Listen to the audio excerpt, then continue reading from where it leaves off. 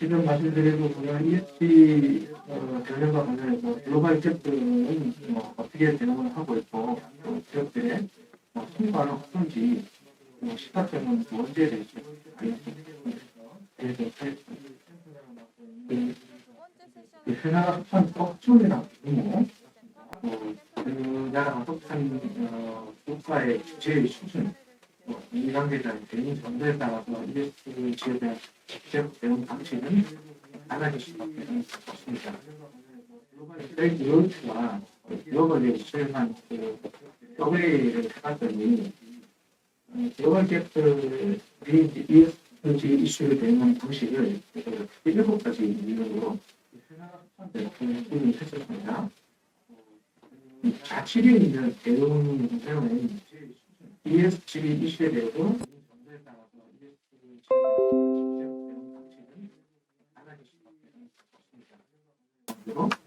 첫 번째 이유인데 첫 번째 이유는 ESG라는 것은 사회적 혁신과 위험이라는 관점으로 많이 인식을 하고 ESG가 회사의 순위를 어떻게 성장시키는지 그리고 어떻게 설계할 것인지에 대한 수세적인 답에 대해서 관심이 있는 리스크 집중형 이런 게 이에 대응하는 이유로서는 ESG를 오히려 성장과 이걸 시장으로 인식을 하면서 기업 순위를 어떻게 높일 수 있는지에 대해 관심이 공세적인 것으로 기회 집중적인 기업의 위원회라고 할 수가 있습니다. 오른쪽에 폭스바겐의 예를 들기는 했지만 폭스바겐 외에도 글로벌 자동차 업체들 위협적으로 시각은 사실 떨어지고 다르긴 하지만 차례에서 나타난 철분을 숨기기 위해서 기존의 내연기관 생계 등을 보안의 탄소를 줄이기보다는 순수 전기차 생산으로 전환을 수급들이 전환을 하고 있는 그런原因될 수 있을 것 같습니다. 두 번째 이유는요. ESG와 관련한 정보를 공개하지 않거나 저자 실체에 대한 공시를 펼치하는 불투명한 제품에 대해서 그 말씀이고 ESG 관련 성과와 개선 분야를 과감히 공개하는 성장성 프로그램 그런 기업이 되겠습니다. 지금 문제는 ESG와 관련된 약점이 있다고 해서 탄소 배출량 등 정보를 공개하지 않으면은 투자자나 고객의 이런 신뢰를 잃는 것은 실험 문제가 불가합니다. 차라리 솔직하게 회사의 현황을 밝히고 회사가 문제 해결을 위해서 어떤 자구 노력을 하는지 향후 시점별 계획은 무엇인지 등에 대해서 자세히 기술을 발휘하게 되겠습니다. 그런 있습니다. 아까 제가 말씀드렸지만 노데이터, 노스토크 자신이 없다고 해서 저는 못하고 있다고 해서 그거를 공개하지 않으면 물론 그 시점에서는 오히려 연구가 아닌 게 나왔고 그것이 개선되는 얼마나 어떻게 개선되고 이런 회사의 현황을 밝히고 회사가 문제 해결을 위해서 어떤 자구 노력을 하는지 향후 시점별 계획은 무엇인지 등에 대해서 자세히 기술을 발휘하게 되겠습니다. 이렇게 되면 ESG가 왔는데 웨이팅에 불리한 것을 받을 수도 있다. 예를 두 번째 예를 들어서 온라인이라는 것은 국내에서 알려져 있지는 않은데요. 싱가포르의 본사를 보면 글로벌 식품, 농업 기업입니다. 이 기업은 전 세계 소비자들이 자신들이 구매하는 제품이 안전하고 그렇게 되면 ESG가 왔는데 웨이팅에 불리한 것을 받을 수도 있다. 예를 두 번째 예를 들어서 온라인이라는 것은 국내에서 알려져 있지는 않은데요. 싱가포르의 본사를 보면 글로벌 식품, 농업 기업입니다. 이 기업은 전 세계 소비자들이 자신들이 구매하는 제품이 안전하고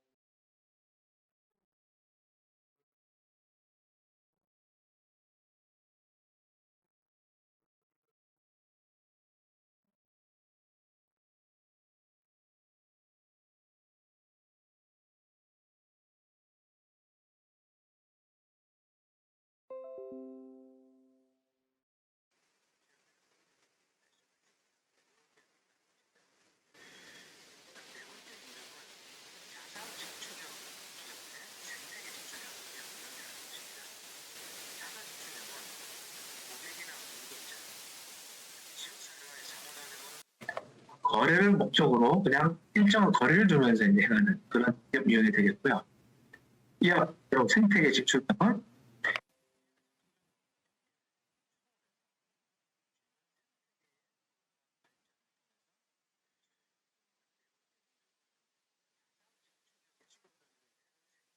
하드 재단의 경우에는 우리한테는 그렇게 많이 알려져 있지는 않습니다만 이 서큘러 이코노미를 주창한 그런 재단이 되겠습니다.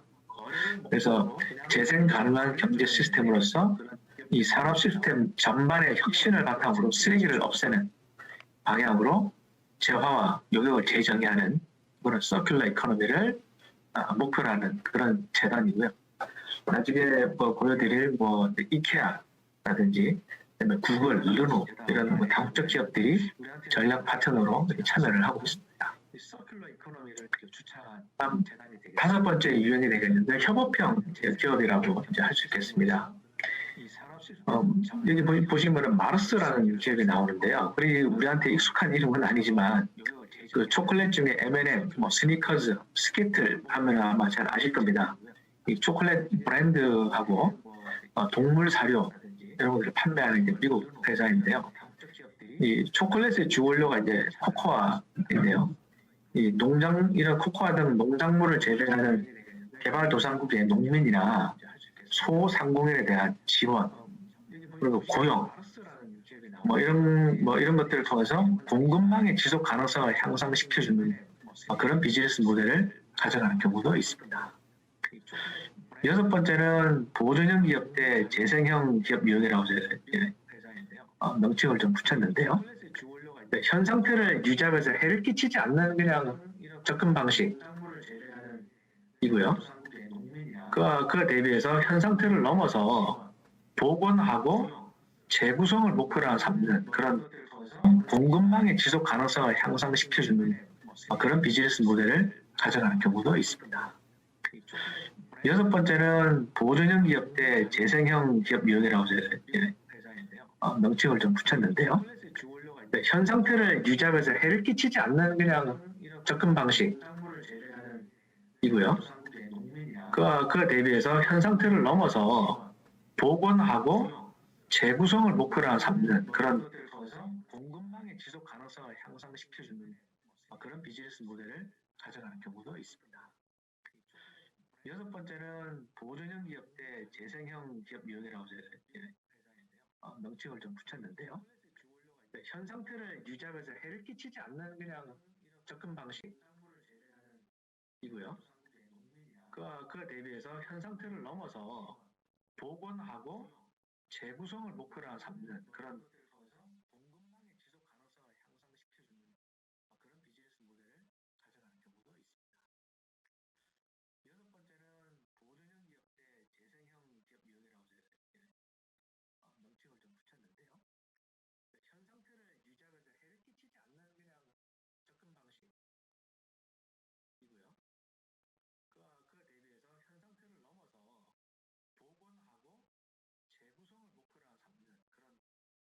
가지 순환 루프를 통해서 재료와 제품의 수명을 연장하려는 그런 비즈니스 모델을 좀 추구하고 있습니다. 자, 다음은 조금 더 구체적으로 좀 들어가서 좀 기업의 사례를 조금 좀 보고자 합니다. 여기 보시는 이 사진은요, 1996년에 미국의 라이프지에 이제 실린 사진이 되겠습니다. 여기서 이제 나이키 공을 좀 꿰매고 있는 파키스탄 그 아동이 나왔는데요. 이 아동의 노동을 착취해서 만들어졌다는 그런 비난을 받으면서 전 세계에 굉장히 큰 사실 충격을 준 그런 사건이 있었습니다.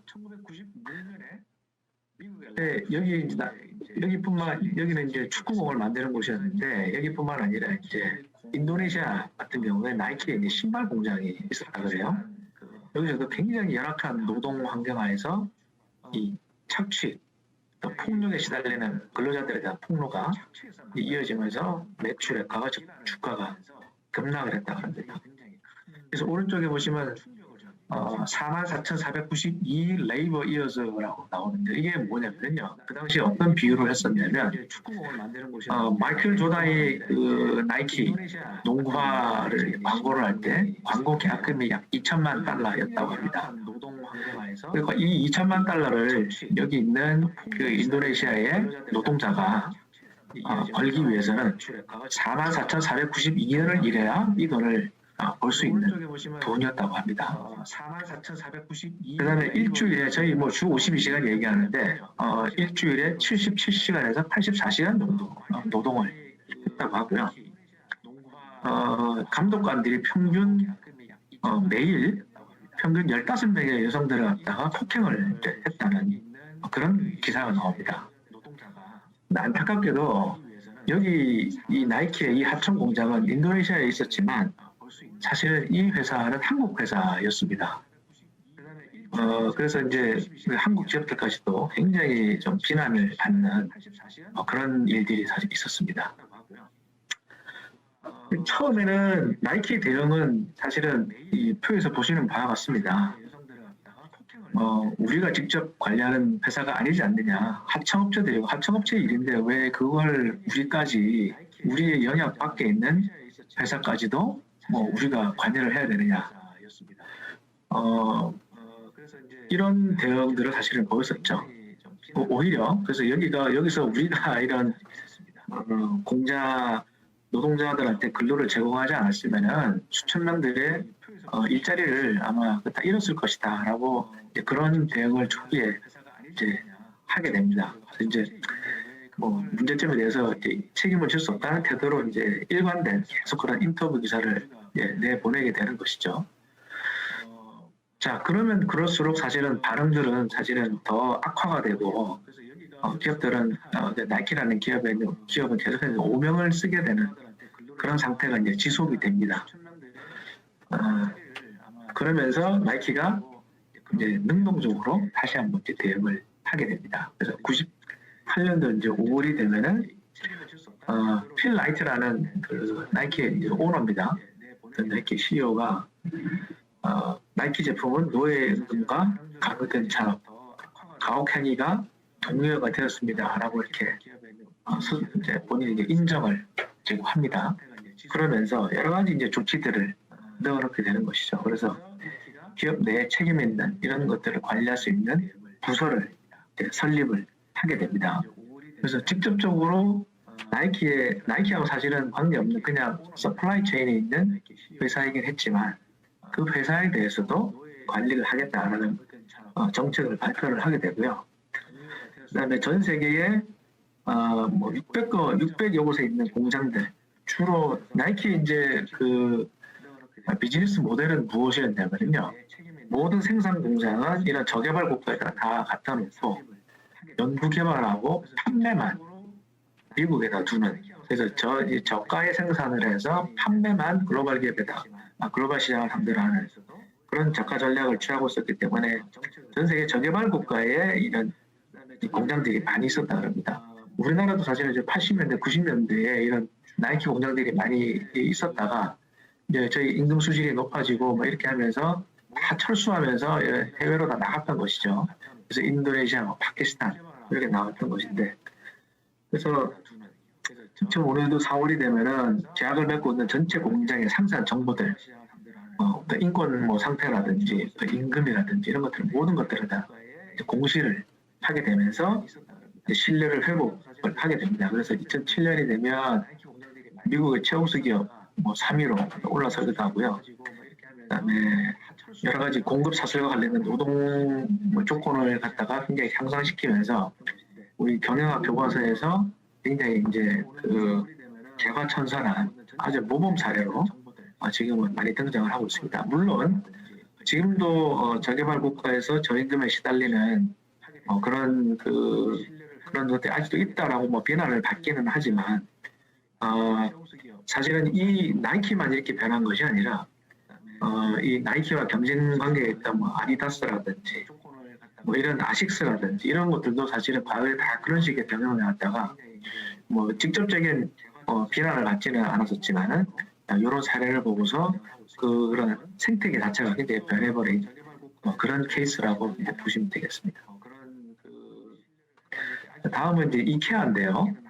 이케아는 원래 ESG 경영과 관련해서는 항상 그 유니레버, 이케아, 그다음에 뭐 파타고니아 이런 회사가 항상 그 탑5 안에 드는 항상 그 ESG 경영을 잘하는 기업으로 잘 알려져 있습니다. 그래서 이케아 같은 사례는 특별히 무슨 문제가 있었던 것은 아니고요.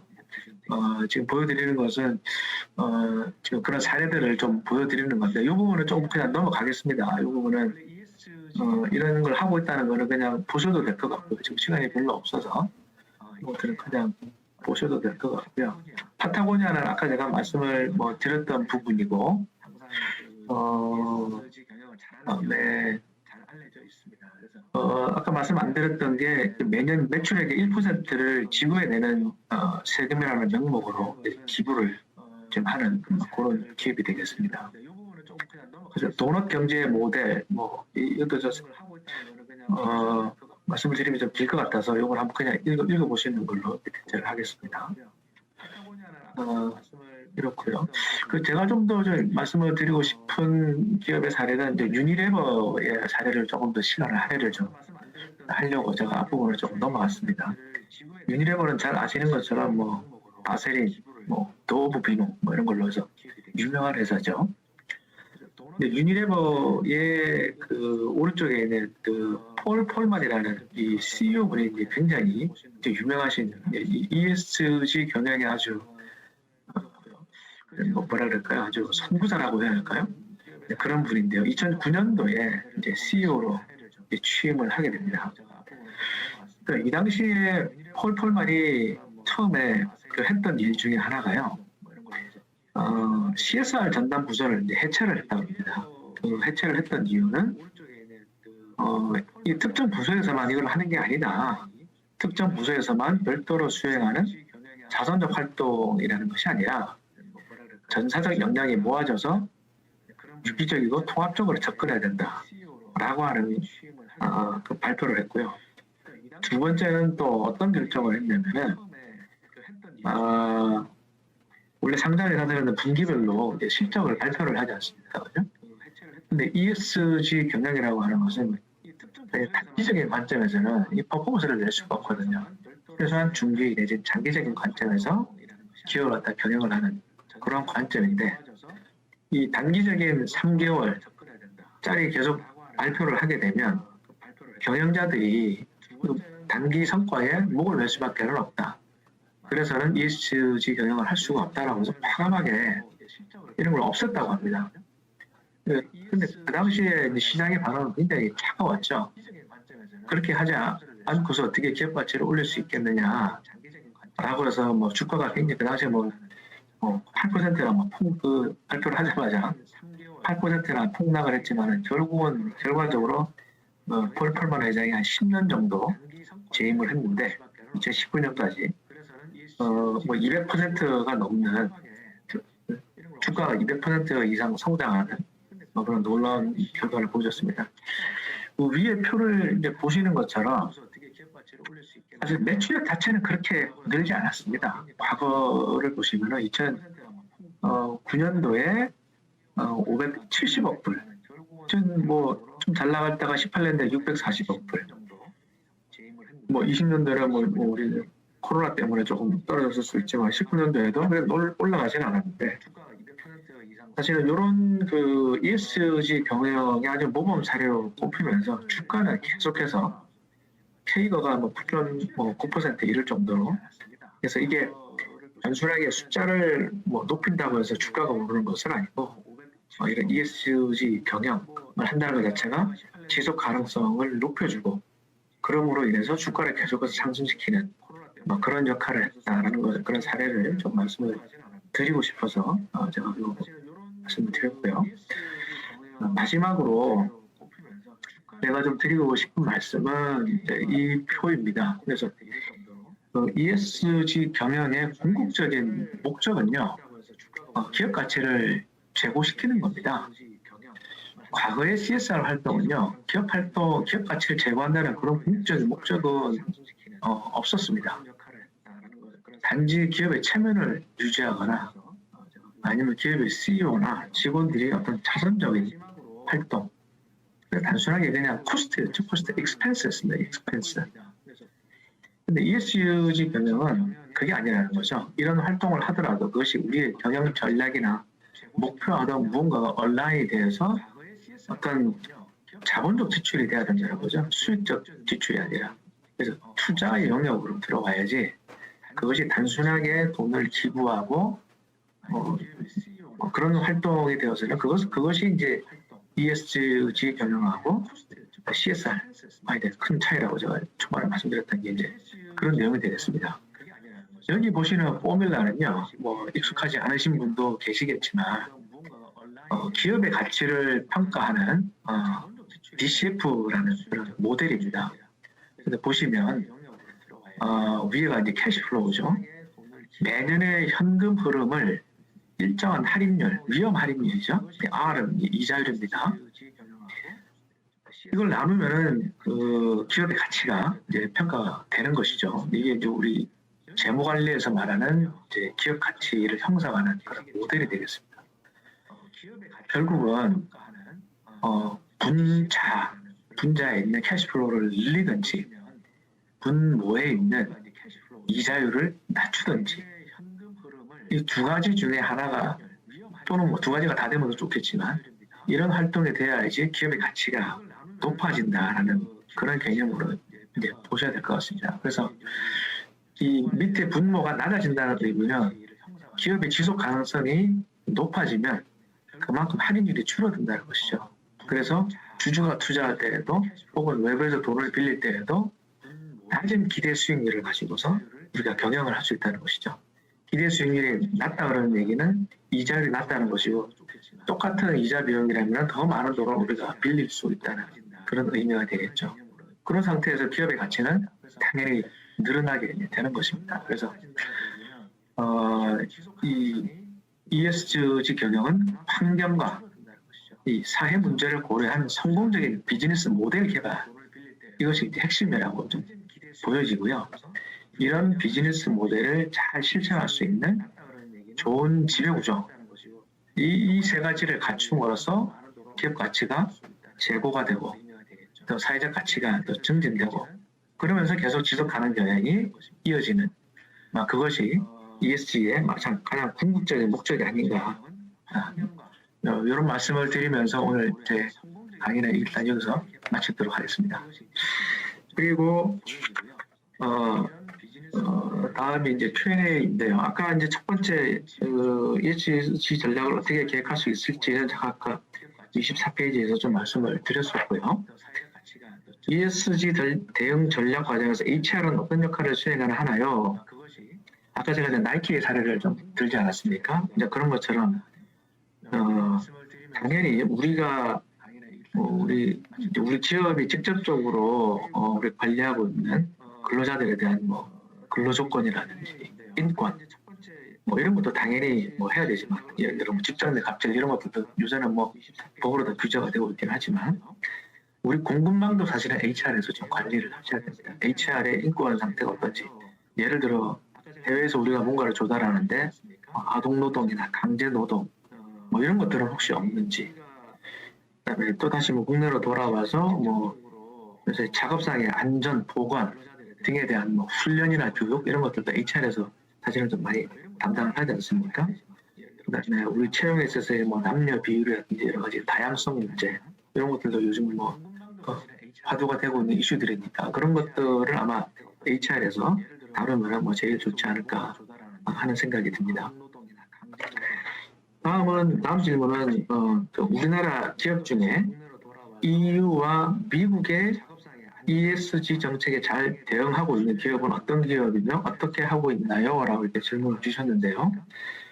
국내 기업 중에서도 ESG 경영을 잘 하고 있는 기업들이 꽤 많이 있습니다. 그래서 대표적으로는 제가 볼 때는 이제 SK그룹이 이제 굉장히 좀 적극적이고 활발한 활동을 오래전부터 이제 해왔고요. 여러 가지 이제 가시적으로 여러 가지 활동들을 많이 했는데 제가 볼 때 이제 제일 큰 어떤 이니셔티브를 가지고 가는 게 RE100이 아니냐 생각이 듭니다. 우리나라 기업 중에 RE100에 가입한 기업이 8개가 됩니다. 그 중에 6개가 SK 계열사이고요. 그래서 굉장히 시리어스하게 이걸 접근을 하고 있습니다. RE100을 여기는 내가 가입하고 싶다 그래서 가입을 해주는 곳이 아닙니다. 그 진정성을 굉장히 어떻게 보면 심사를 받아야 되고요. 그다음에 매 연간 플랜이라든지 이런 것들이 실제로 지켜지고 있는지 이런 것들을 계속 상세하게 보고를 해야 되고 그렇기 때문에 이거는 진정성이 없으면은 굉장히 하기 힘든 그런 그 선언이거든요. 그래서 제가 볼 때는 이런 SK그룹이 굉장히 잘하고 있고요. 기타 우리 뭐 네이버라든지 풀무원 뭐 이런 기업들도 잘하고 있는 기업으로 알고 있습니다. 그래서 국내 기업 중에 조금 좀 잘하는 기업이고 뭔가 벤치마크를 좀 하고 싶다라는 그런 기업을 좀 찾고 싶으시면은 한국 기업 지배 구조원이라는 곳을 이제 들어가시면은 거기서 국내 기업 상장 기업의 ESG와 관련된 평가를 하고 있습니다 매년. 그래서 올해 한 760개가 넘는 우리 상장 기업을 S 등급부터 뭐 A 등급, 뭐 C 등급까지 이렇게 구별을 해놓은 게 있습니다. 그래서 그 회사들을 한번 찾아보시고 잘하는 기업의 홈페이지나 이런 데를 들어가시면 관련 홈페이지들의 그런 내용들이 좀 나와 있으니까 그런 혹시 뭐 비슷한 업종에 계시거나 그런 기업들이 계시면 그런 데에서 좀 벤치마크를 할 수 있는 그런 자료들을 좀 찾을 수 있을 것 같습니다. 다음 질문은 ESG 경영에서 바람직한 거버넌스의 이상적 구조와 현실의 갭 그리고 갭을 해결할 수 있는 방안 이런 것들을 말씀해 주셨습니다. 바람직한 거버넌스는 당연히 이 ESG 경영을 잘 하려면요 경영자만 잘한다고 되는 게 아닙니다. 그 경영자를 감시하는 그 지배 구조가 잘 돼 있어야 되고요. 그 위에 종국적으로는 투자자, 즉 주주와의 얼라이언스가 사실은 잘 돼 있어야 됩니다. 서로의 커뮤니케이션이 되어 있고 아까 제가 유니레버 사례를 말씀드렸는데 어떤 그 주주의 어떤 성원이나 서포트가 없이는 이런 중장기적인 계획을 세울 수가 없습니다. 왜냐하면 지금 당장 눈에 보이는 것은 캐시가 나가는 것이거든요. 그 상태에서 이런 주주를 설득하고 이것이 정말로 우리 기업을 10년, 20년 뒤에 우리 기업을 살릴 수 있는 그런 전략이다라는 것들을 충분히 같이 공감을 해주셔야지 이런 것들이 ESG 경영이 제대로 좀 실천이 좀 될 거라고 보여지고요. 그래서 아까 제가 이제 시스템이나 구조를 만들어야 된다고 했는데 그래서 초기 단계에서는 ESG 업무를 전담할 수 있는 전담팀을 만들고 그다음에 이 거버넌스 구조에 있어서도 우리 이제 커미티를 만들지 않습니까? 위원회 같은 걸 만들지 않습니까? 그래서 국내 기업도 이 ESG 위원회라는 걸 만드는 기업들이 계속해서 증가를 하고 있습니다. 그래서 그런 형태로 해서 이런 것들을 서로 커뮤니케이션 하면서 서로 사실은 알고 있어야 되거든요. ESG 경영이 무엇인지에 대해 서로 알아야 공감대가 형성이 되기 때문에 근데 지금 이제 국내 기업의 좀 문제라고 한다면은 그런 것에 대한 공감대가 아직 많이 형성이 되지 않고 ESG 자체가 이제 무엇인지도 사실은 이해를 못하는 분들이 좀 많다는 것이 지금은 걸림돌인데 그런 부분들은 시간이 지나면 해소가 되지 않겠나 이렇게 생각을 하고 있습니다. 다음 질문은 중국, 베트남, 인도네시아에서 ESG는 언제 붐이 일겠습니까? 하는 질문을 주셨는데요. 중국 같은 경우는 지금 각 세계 웬만한 그 선진국들이라고 불리는 나라들은 넷제로라 그래서 탄소 배출 중립을 2050년까지 하겠다라고 다 대부분 선언을 했습니다. 우리나라도 마찬가지고요. 근데 중국은 2060년까지 하겠다라고 10년을 좀 더 늦게 하겠다라고 지금 이렇게 선언을 한 상태입니다. 그리고 베트남, 인도네시아 같은 곳은 아무래도 이제 개도국이다 보니까 그리고 이제 주요 생산 기지로 지금 활용이 되고 있다 보니까 이런 곳에서 ESG 경영을 우리가 기대하기에는 사실 시간이 좀 더 걸릴 거라고 보고요. 선진국 유럽이나 미국에 비해서 우리가 5년 내지 10년 정도 지금 떨어져 있다고 보고 있거든요. 근데 제가 볼 때는 우리하고 베트남, 인도네시아 같은 동남아시아권하고도 또다시 한 5년에서 10년 정도 차이가 나지 않을까 하는 생각이 듭니다. 그 다음은 그 ESG 활동의 성과를 어떻게 측정하는 게 좋은지 물어보셨는데, 사실 그 환경과 관련된 성과를 측정하는 것은 상대적으로 좀 쉬운 편이긴 합니다만은 S와 G는 사실은 표준화된 측정 장치가 아직까지는 누구나 인정할 만한 그런 기준들을 지금 만들지를 못했습니다. 또는 글로벌도 사실은 마찬가지고요. 그래서 이런 기준을 통일화시키는 작업을 지금 하고 있는 중이고, 그 초안이 아마 올해 가을쯤에 나온다고 하니까 어떤 그런 기준이 좀 나오면 그런 걸 가지고서 그런 걸 잣대 삼아서 좀 측정할 수 있는 방법을 한번 연구를 해보시는 게 좀 좋을 것 같고요. 지금은 사실 정답이 없는 상태이고 여러 사람이 이런저런 주장을 하고 있는 상태다. 그렇게 이해를 하시면 될 것 같습니다.